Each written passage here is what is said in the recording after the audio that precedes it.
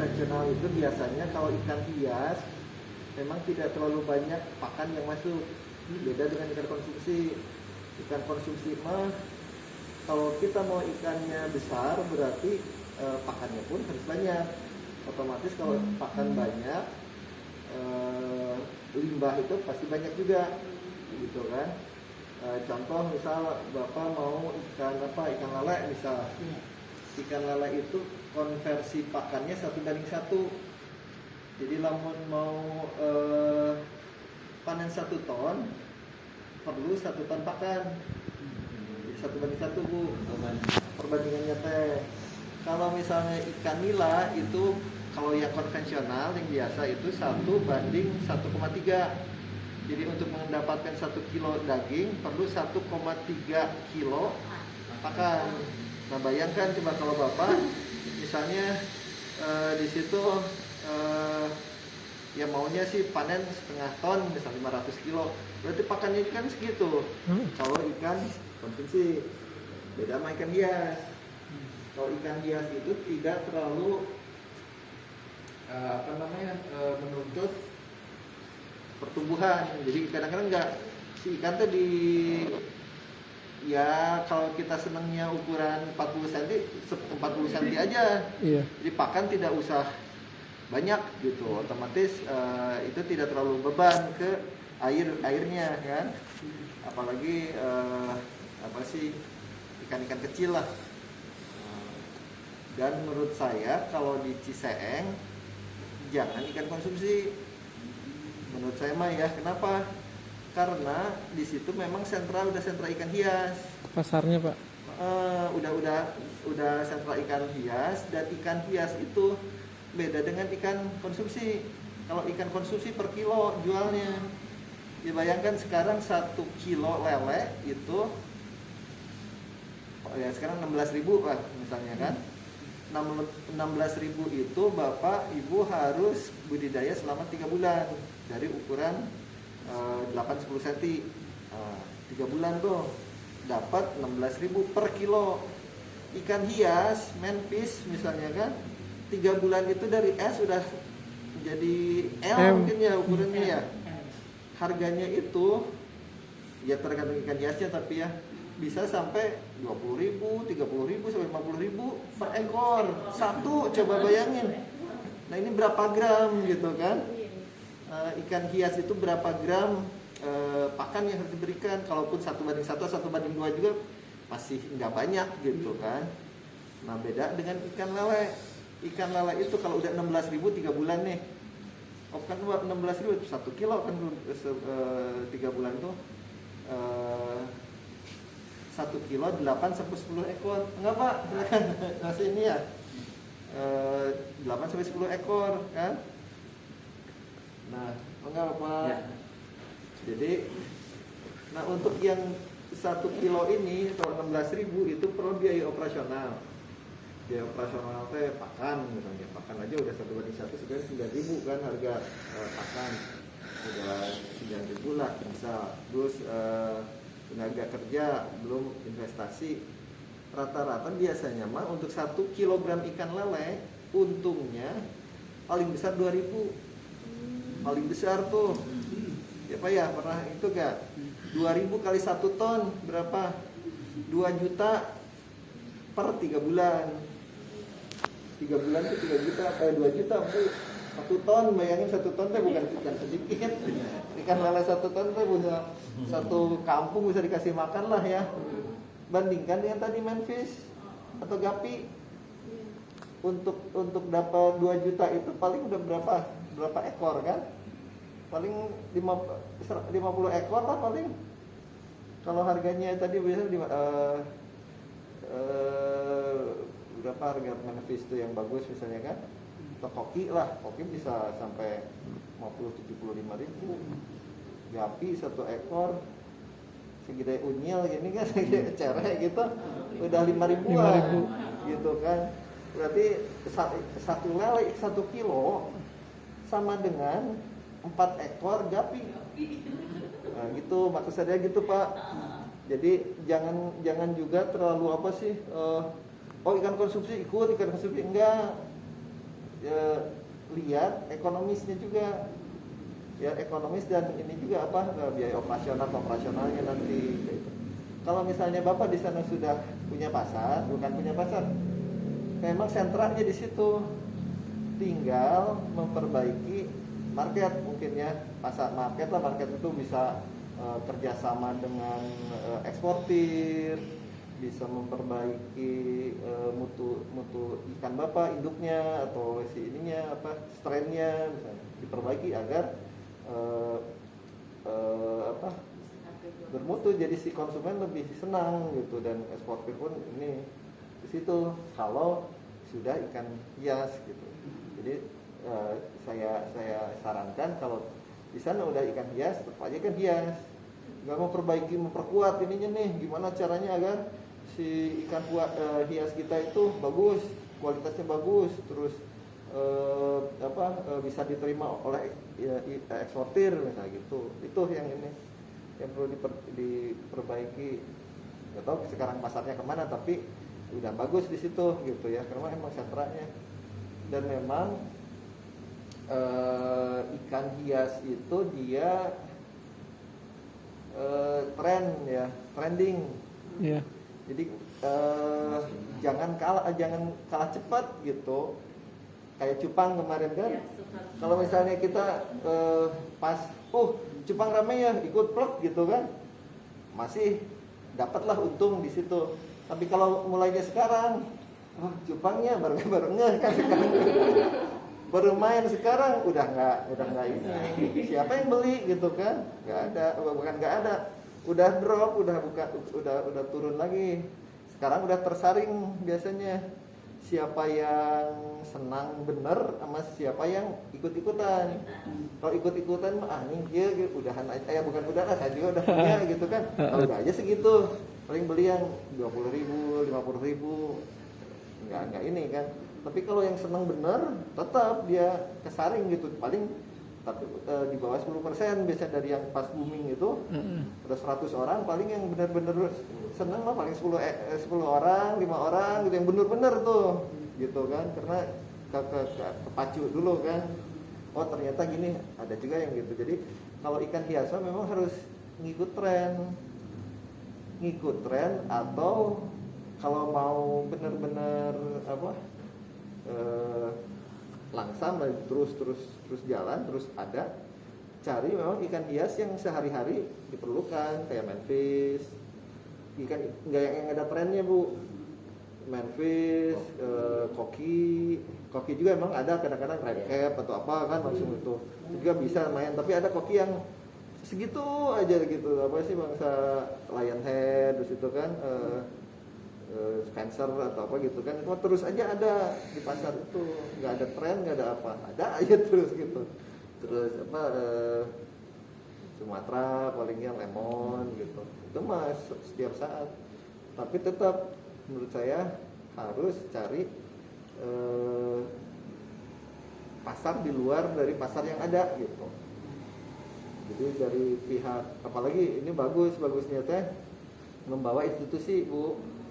Jadi ada kelebihannya, Bapak misalnya dengan bukan alasan ya, dengan memperlihatkan bahwa hasil budidaya ini merupakan kolaborasi dari anak-anak misalnya apa sih binaan atau apa di dalam gitu kan. Nah itu biasanya lebih diterima karena ada jiwa sosialnya juga kan. Tadi dari ini misalnya tadi apa eksportir misalnya, eksportir di Depok kan Depok banyak kan eksportir kan, eksportir di Parung yang ini. Nah itu harus memperkenalkan gitu bahwa nih saya di tempat saya ini ada tempat dan kita itu budidaya ikan hias dan bisa memproduksi gitu. Itu lebih enak untuk eksportir bekerja sama dengan ibu bapak di ini daripada perorangan. Kenapa? Karena lebih mudah diawasin gitu. Nggak akan kemana-mana kan, kemana sih itu di dalam gitu kan, di komplek gitu. Jadi enak gitu. Malahan mereka perlu yang seperti ini. Mereka eksportir itu mereka banyak permintaan, tapi nggak punya tempat. biasanya. Makanya ada yang namanya racer. Racer itu yang membantu mereka memperbesar ikan agar orderannya tercapai gitu Bu. Jadi racer itu misalnya dia perlu ikan-ikannya biasa kadang-kadang lemon misalnya, tapi 10.000 ekor misalnya dalam 1 bulan, kan bingung, dia nggak bisa sendiri kan. Nah dia perlu racer-racer ini, nanti diinformasikan atau kadang-kadang dikasih ininya, dijual yang dikasih atau dibelilah yang es misalnya.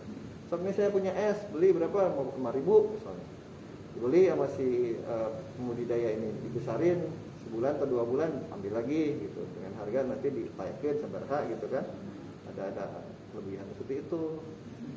Nah kan ini potensi bagus tuh kalau rutin gitu Pak ya, nggak usah jual susah gitu, udah ambil dari racer, perlu apa misalnya, oh perlu ini ukuran berapa, udah ada spesifikasinya biasanya Bu, spek apa misalnya spek ikan neon ukuran minimal 2 cm misalnya, spek remon ukuran 3 cm minimal, ini ada itu spek.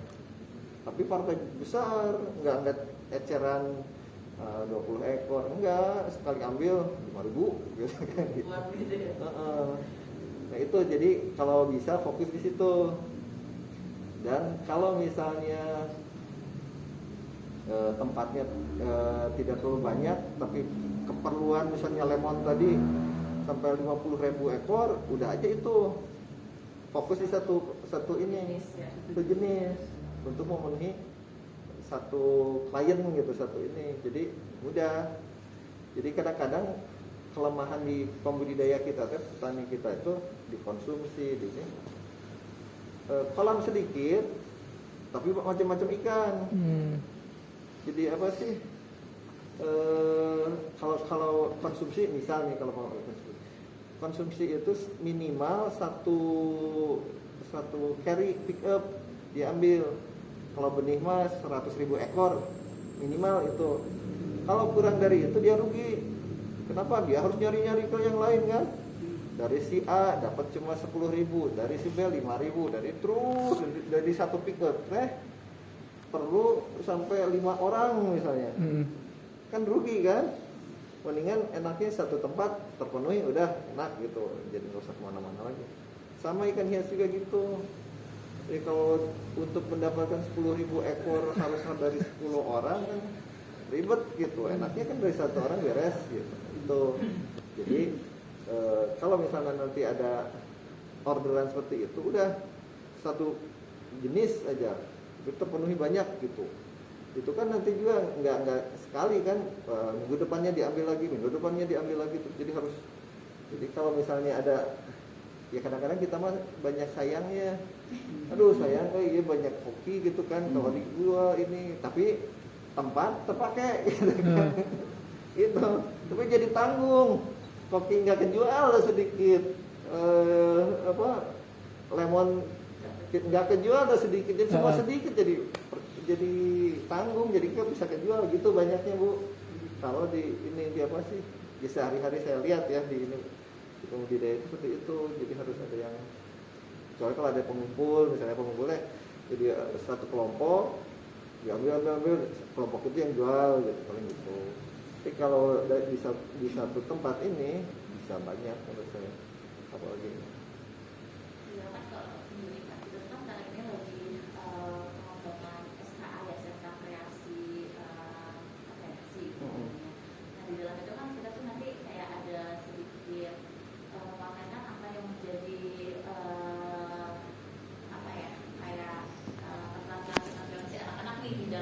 di dalam kreasi.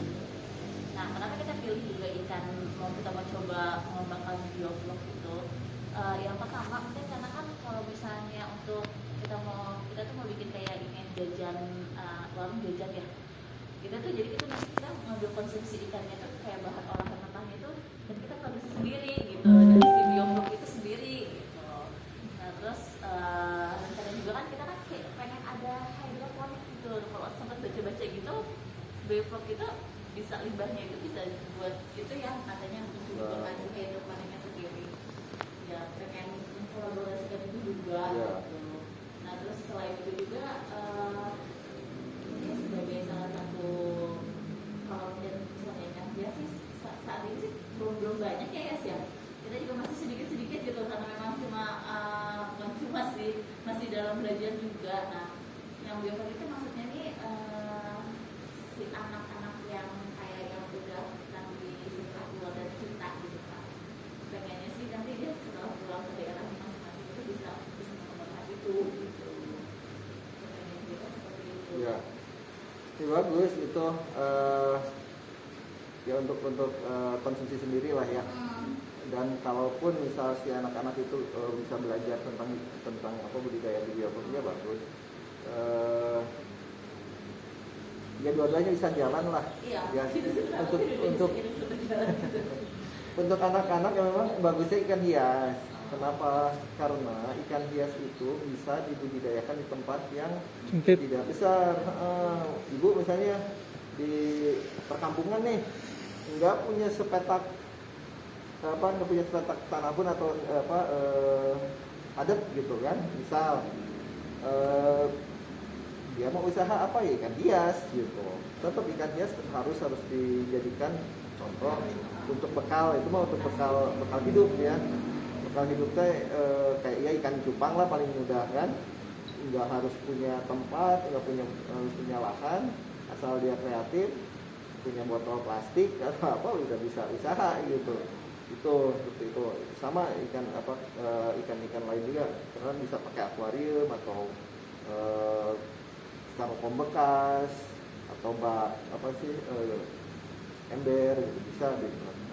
Nah untuk bioflok ini ya kalau untuk ke anak-anak yang punya modal sih mungkin tidak masalah, karena ya satu dia harus punya lahan, kedua tadi kalau konsumsi itu kalau baknya cuma satu ya buat dia sendiri, untuk jual tidak profitable gitu Bu, jadi plus lah kalau di ini mah terlalu sedikit karena kalau bioflok itu dia biasanya luas satu baknya itu berapa sih Pak yang bisa menghasilkan? Oke, kalau gini kalau misalnya yang diameter berapa 4 misalnya, diameter 4 itu misal bisa 10 meter kubik air. Nah 10 meter kubik air itu paling bisa ditanam sekitar 1000 ekor ikan nila. 1000 ekor. Jenis ikan itu lebih gampang itu. Menurut saya kalau untuk pemula enak ikan nila, lebih mudah Bu. Resiko untuk kematian untuk apanya lah lebih mudah dibandingkan lele. Hannibal lele. Iya, nila lebih bagus. Tadi sekarang ikan lele itu harganya 16.000. Sekarang ikan nila sudah 25.000 per kilo. Jadi lebih apa sih ya? Kalau di per meter kubiknya dituangkan, hasilnya itu lebih besar ikan nila. Kalau ini Kak, ikan koi itu bisa nggak sih dibudidayakan di bioflok itu? Jadi gini, apa sih bioflok ya? Kadang-kadang kita bioflok ya, tapi bioflok itu adalah budidaya ikan memakai bakteri yang bagus. Sama tiap-tiap ikan juga bisa dilakukan itu, ikan hias bisa sebenarnya ya. Jadi gini, tadi ikan hias misalnya kita budidaya ikan hias atau ikan nila tadi. Ikan nila kalau konvensional, kalau tanpa bioflok kan kita kasih makan tuh. Semakin makan masuk, limbah semakin banyak, otomatis di situ amoniak tinggi, jadi bau kan. Kalau air bau berarti lingkungannya jelek, si ikan juga nggak mau. Biasanya pada sakit atau oksigen tinggi gitu kan, jadi kepadatannya pun otomatis nggak bisa banyak, karena kalau terlalu padat tadi limbahnya banyak. Nah itu kelemahan dari konvensional, kalau tanpa apa-apa gitu bau biasanya kan, bau terus ikannya juga kepadatannya sedikit. Tapi dengan dengan diberikannya bakteri bagus,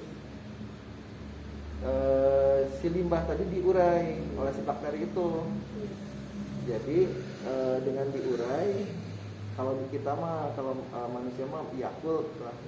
Jadi harus diasumsikan bahwa bak ikan atau kolam ikan itu perut kita gitu. Jadi kalau perut kita kan sama tuh, ada banyak limbah kan, kalau nggak diurai oleh bakteri bagus, ya jelek juga kan ininya ke tubuh, jadi apa pencernaan gitu kurang bagus. Sama di kolam juga seperti itu. Jadi dengan adanya vlog ini dia mengurai limbah, lingkungannya jadi bagus. Kalau bagus otomatis si kepadatan bisa lebih tinggi. Terus kadang untuk ikan nila misalnya dia bisa memakan vlognya, jadi bisa memakan limbah yang sudah diurai gitu. Jadi bisa lebih irit kepakan gitu. Nah kalau untuk ikan lele biasanya itu dia hanya ke lingkungan saja yang bagus. Misalnya tadinya ikan lele itu yang konvensional yang biasa itu hanya 300 ekor per meter kubik misalnya kepadatannya. Kalau pakai bioflok karena lingkungannya bagus itu bisa sampai 800 ekor per meter kubik, bisa 2 kali lipat lah misalkan, karena lingkungannya bagus. Tapi memang ikan lele ini tidak terlalu yang nggak makan vlognya nggak dimakan lah ya. Jadi kalau si limbahnya atau si endapannya sudah tinggi, kita harus keluarkan, terus buang tuh tiap minggu. Sortir ya? 10-15% tambah air. Jadi agar nggak terlalu berat ininya apa sih? Amoniak. Amoniak dan untuk mengurainya si bakteri itu. Nah kalau ikan nila dia beda, dia bisa memakan vlognya itu, limbah yang udah diurai itu dia bisa makan. Jadi nanti kalau kita udah kasih pakan tuh, nah kita cek, ada namanya apa inhof ya, ada corong gitu, diendapkan. Nanti kalau endapannya itu 50 ml per liter udah tinggi misalnya kan, itu bisa dipuasakan. Jadi isi kan nggak dikasih makan pelet, dijamin aja disuruh makan itu aja yang ada gitu kan. Dimakan memang, jadi maksudnya nggak puasa tuh nggak puasa nggak makan, nggak, jadi memakan si waste itu, si vlog itu. Nah nanti berapa hari, bisa 3 hari 4 hari kita cek lagi, nanti turunkan tuh kan dimakan si limbahnya itu. Kalau udah 10 mili misalnya kita kasih makan lagi. Nah di situ ada efisiensi pakan pelet kan, karena kita nggak full tiap hari ngasih makan pelet. Nah itu dari hasil kita lihat itu bisa 1:1 jadinya. Kalau konvensional kan tadi 1:3 tuh ikan nila, karena kita kasih makan terus kan kalau di ini.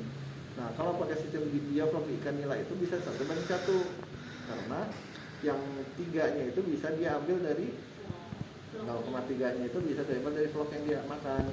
Itu kelebihan dari nila. Nah sekarang bayangkan kalau misalnya ikan nila 1:1, berarti hanya untuk pakannya aja paling ya 10.000 lah. Sedangkan harga jual 25.000 berarti ada kelebihan 15.000 tuh ya, dikurangi biaya operasional itulah 5.000 lah misalnya, berarti ada 10.000. Nah 10.000 kali jumlah ikan udah lumayan daripada tadi, maksudnya kalau lihat ini ya sama lele tadi perbandingannya tuh. Kalau ikan koi itu gimana Pak? Bisa nggak yang di bioflok itu? Ikan koi bisa juga. Cara membudidayakannya itu kan gimana kan? Katanya tuh kalau bioflok itu harus betina, jantan. Itu kalau dipisah gitu kayak gimana ya? Ya sebenarnya semua ikan untuk budidaya, kalau kita budidaya benar itu harus monoseks ya. Monoseks itu satu jenis, kayak nila misalnya. Kalau kita budidaya nila, terus nilainya udah ukuran 200 gram, itu pasti kawin di bak budidaya kita. Tapi nanti ada anaknya, ada telurnya gitu. Karena itu kan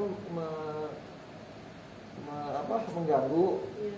Nah, karena kalau nila itu kalau udah bertelur, dia bahasa Sunda mah dihum ya, dihum itu di mulut. telurnya itu disimpan di mulut, selama itu dia nggak makan. Iya. Puasa, nah selama itu kan berarti pertumbuhan terhambat tuh. Iya. Itu makanya makanya kalau nila ada namanya monosek. Monosek itu jantan semua. Iya. Kenapa? Karena nila jantan itu lebih besar morfologinya daripada yang betina. Dan di kehidupannya juga gitu kan, harus kawin, harus apa. Kalau jantan mah udah kawin ya udah kawin, makan lagi bisa, nggak masalah kan. Iya. Sama untuk ikan koi, ikan mas juga sama, karena kalau ukurannya sudah produktif, sudah ukuran 1 kilo misalnya, biasanya mereka kawin. Tapi biasanya kalau untuk ikan konsumsi, ikan nila kan paling 1,4 kilo, 1,5 kilo, itu belum terlalu produktif, belum banyak kawin. Ikan mas kilo 3, kilo 4 juga belum banyak kawin. Nah kalau untuk koi, ya koi tergantung ukuran ininya juga. Kalau di bawah 0,5 kilo mah nggak masalah, disatuin juga, dia nggak akan kawin. Tapi kalau sudah ukuran 1 kiloan, budidaya di satu tempat, biasanya kawin nanti ada namanya mijah maling. Mijah maling itu kawin tanpa terkontrol. Itu kan udah 1 kiloan nih, udah buncit nih, misal itu di dalam bak, dia udah produktif, terus dia ngeluarin telur, kan diserbu tuh sama ikan-ikan yang ada di bak semua itu kan. Harusnya kan terkontrol tuh si telurnya kan diamankan, dipisahkan agar bisa dibesarkan jadi benih. Kalau di dalam situ, ya gimana bisa terkontrol kan? Telur yang keluar pasti dimakan oleh yang lain. Jadi habis-habis aja nanti telurnya gitu. Jadi Itu cara maksudnya. untuk dikawininnya tuh dipisahin dulu gitu, jantan sama betinanya gitu, apa gimana? Enggak, kalau udah ikan-ikan produktif harus terpisah antara jantan dan betina. Karena tadi takutnya telurnya dimakan. mijah maling, kawin tidak terkontrol.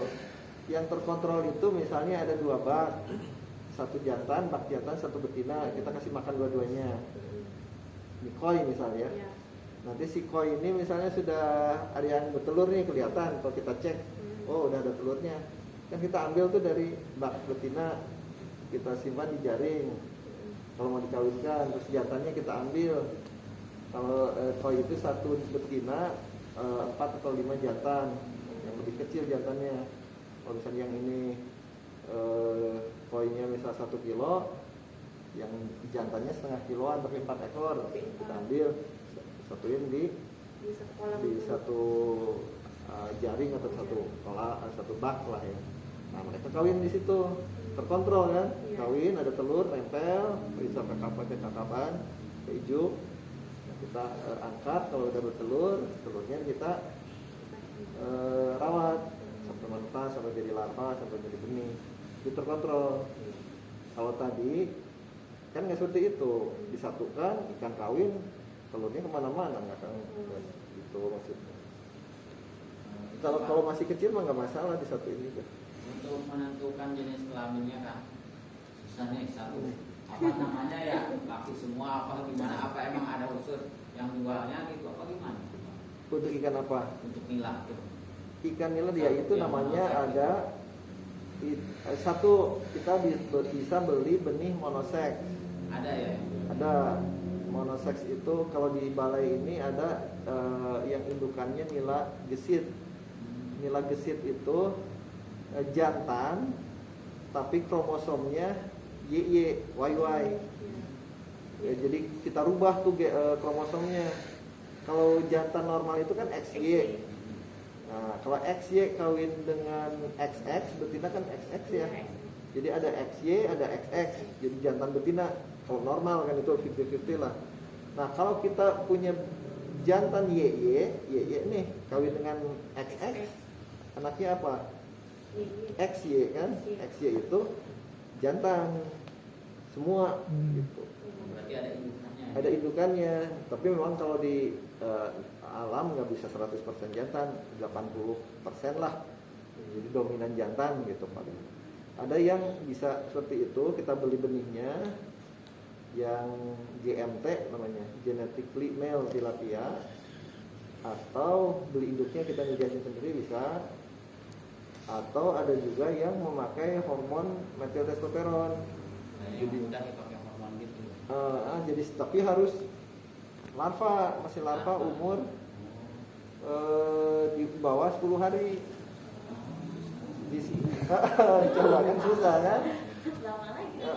Jadi si larva yang umurnya sebelum 10 hari itu dia belum memilih antara jantan dan betina gitu, masih Kirainnya begitu lahir dia sudah jantan sama betina belum Pak ya? yang pakai hormon. Ya, Pak. Ini kan normal nih, Iya, kita normal, mijahin ya. normal. Anaknya misalnya kita dapat telur, terus anak kan atas. Nah sebelum 10 hari itu kita rendam pakai hormon. Nah dia jadi milih mau kemana nih, mau ke jantan betina, kita arahkan gitu pakai hormon itu. Jadi tambahkan metiltestosteron kan untuk penjantan dong. Jadi jantan. Nah jadi diharapkan itu nanti jantan kromosonya merubah gitu kan. Itu kalau namanya ya monoseks, yang membuat Ya. ikan monoseks itu biasanya seperti itu. Jadi jantan yang diinikan di apa yang dibesarkan. Kalau ikan mas kebalikan, yang besar itu malahan yang betina, Betina ya. yang lebih besar daripada jantan. Jantan mah karena kecil, yang betina yang gede gitu kan. Udah. Terus apa namanya? Ya untuk bisa juga manual. Manual teh kalau misalnya Bapak mau, tapi tadi kalau ikan nila panennya cuma sekilo 4, sekilo 5 nggak terlalu masalah, nggak terlalu Nggak mesti satu blok itu jantan semua, jantan karena betina, karena ini ya. tidak signifikan ininya Enggak ya. apa ukurannya hampir sama lah kalau masih sekilo 4, sekilo 5 gitu. Tapi Bapak kalau misalnya mau jadikan ukuran 700 gram, tujuh gede itu atau 1 kilo, perlu diseleksi, bisa seleksi manual. Kalau nggak ada monoseks tadi kan, ini normal semua nih. Bapak mau cari yang jantan betina, berarti harus dicek satu-satu. Ceknya gimana? Biasanya kalau yang udah besar gitu, yang udah ukuran 12 cm, 15 cm, udah kelihatan tuh jantan betinanya. Kalau yang jantan itu 2 titik, ada titiknya di perutnya tuh, itu jantan. Jantan semua diambil kan, dilihat. Kalau yang 3 titik itu betina. Betina 3 titik. Kan telur, feses, sama kencing. Nila itu. Kalau yang jantan cuma 2, kencing sama feses aja kan. Bencong dengan nama bro. Tekan hati kalau orang bencong di bencong deh. Ini kan buat yang konsumsi itu kan satu tempat tuh nggak mesti harus yang apa sih tadi monosek gitu ya. Gak harus. Nggak usah ya. Gak harus kalau Tapi kan panennya. kalau kecil juga udah beranak kan Pak ya. Biasanya itu kawin setelah 100 sampai 150 gram, 200 kilo. Tapi kalau kita bisa apa? Nggak masalah kawin juga. Tapi kadang-kadang kalau kolamnya besar, mereka kawin, kita tanam 1000, panen 10.000 gitu. Iya jadi Jadi banyak. banyak. Jadi si ikan pakan yang diberikan itu nggak efisien. Maunya yang 1000 itu jadi sekilo 4. Ini karena banyak anak-anaknya yang tidak kita inginkan, jadi banyak kan. Jadi itu mengganggu gitu. Tapi kalau dikelola dengan baik, misalnya oke kita ini kan tiap ada yang anakan kita ambil, misalnya kita serok, Pisahin. Bisa Bisa pisahin. buat anakan semua budaya. itu tidak terlalu masalah. Kalau kolamnya bisa seperti itu. Kalau misalnya di bioflok kayak gitu kan gimana? Kalau bioflok kan diasumsikan bioflok itu kan di bak Iya, kecil. diameter 4 lah, kelihatan pasti kalau yang bertelur. Yang beranak bisa langsung serok gitu. Itu itu nggak Yang nyerap. pasti kan selama dia mengerami telur yang di mulutnya itu dia nggak makan jadi mengurangi itu ya Pak. Iya, tapi kalau tadi kalau panennya sekilo 4, sekilo 5 tidak terlalu Belum ya. tidak terlalu signifikan gitu ininya apa ya? Ya paling cuma berapa persen kan itu yang seperti itu nggak Oh iya iya, satu kolom itu berapa untuk yang diameter 4? yang diameter 4 itu kalau kita bikin itu kan yang kita lihat tuh itu iya wire mesh itu wire mesh terus kita bikin beli karpet talang karpet untuk pelapis agar nggak bocor dan terpalnya terpaulinnya itu kalau sama tenaga kerja sama power segala sekitar 2,5 juta lah per 1 bulan untuk kolam udah jadi semua tuh. Udah Tinggal beres masukin rapi tapi ya. itu belum sama bibit berarti ya si bibit Belum bibit tergantung bibitnya kan apa dan belum termasuk Aerator. pompa aerator Belum termasuk. high blow gitu kan. Baru satu cuma baru tempatnya aja Pak ya untuk diameter. Baknya ya, 4 baknya meter. ya karena pompa itu tergantung apa mereknya, berapa wattnya, pakai apa. Nah itu biasanya kalau kayak gitu harus yang berapa tegang apa sih Watt. kekuatannya itu ya kalau misalnya pompanya sendiri gitu Iya. yang kalau untuk dia yang sekitar diameter 4 itu Kalau ini apa sih? Ya kalau satu kolam sih bisa pakai high blow yang 100 watt mungkin ya, apa Takatsuki atau apa yang high blow bisa satu. Kalau cuma Satu kolam. 2 kolam lah. Tapi kalau bisa sampai 10 kolam itu biasanya kalau ya itu harus besar juga, ya 200 wattan si high blow-nya itu. Kalau di sini malahan kita pakai dari Surabaya itu blower AC bus yang dimodifikasi, jadi bukan high blow gitu. Terlalu banyak ya kita sampai 50 bak gitu. 24 jam ya Pak? 24 jam harus, apalagi nila kan sejam 2 jam mati aja ikannya pasti mabok gitu. Pengolahan bakterinya gimana Pak? Pengolahan bakteri itu nanti ini apa sih? Ya ada ininya, ada prosedurnya. Kita biasanya pakai aqua enzim itu bisa beli di online lah, Bukalapak atau apa. Iya. Booster aqua enzim. Nah nanti tinggal di masukkan ke kolam yang belum ada ikannya, misal awal kan. Terus kasih molase, kasih E4. IM4 itu tadi enzim enzim itu. biofloknya itu si bakterinya nggak pakai IM4 lagi, pakai bioflok, pakai molase, pakai garam, pakai kapur ya. Nanti ada saya ininya YouTube-nya, tinggal ngikutin sih kalau itunya mah prosedurnya mah ya. Nah, nanti masukin itu pakai aerator. Setelah sekitar 3 hari baru masuk ikan. Nanti si biofloknya itu tumbuh kalau sudah ada pakan masuk, Amoniak. ada limbah kan. Jadi flok itu apa sih? Flok itu kumpulan, jadi kayak apartemen lah, kayak busa kalau kita lihat di mikroskop mah.